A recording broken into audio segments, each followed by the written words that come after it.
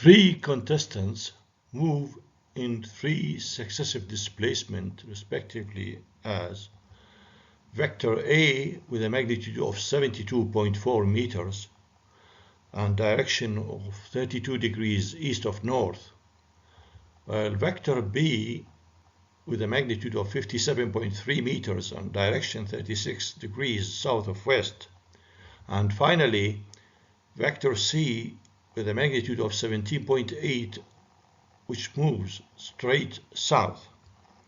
Now find the magnitude and direction of the resultant of the three vectors. Obviously here three vectors are involved in the problem, and next we have to draw the vectors as follows. Vector A with a magnitude of 72.4 meters are drawn with this direction east of 32 degrees east of north, which is equivalent to the direction of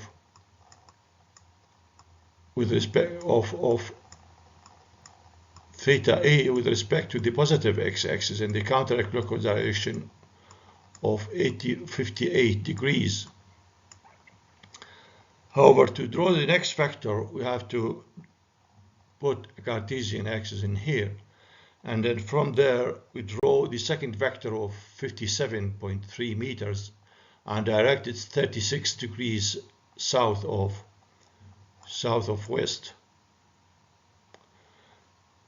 The third vector is drawn straight down towards the south with magnitude of 17.8 meters. Now here we can consider the angle for the vector A with respect to the positive x-axis in the counterclockwise directions as 58 degrees. Likewise, an angle of 216 may be drawn for the vector B from the positive x-axis in the counterclockwise direction. Here, these two vectors A and B are better represented in these directions instead of the given ones. Well, having the information about the magnitudes of the vectors and their corresponding angles with respect to the positive x-axis, we can break up each vector into its component by using this information. For the vector A with an angle of 58 degrees and a magnitude of 72.4, the x component is 38.37, while the y component is found as 61.4 meters.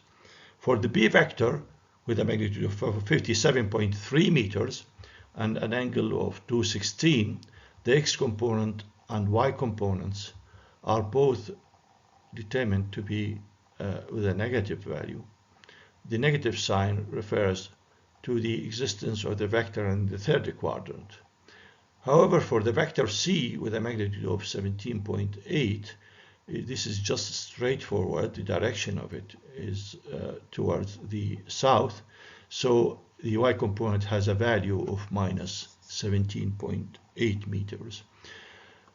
To find the x component of the resultant, you just sum up the values obtained for the components to get an answer of minus 7.99 meters.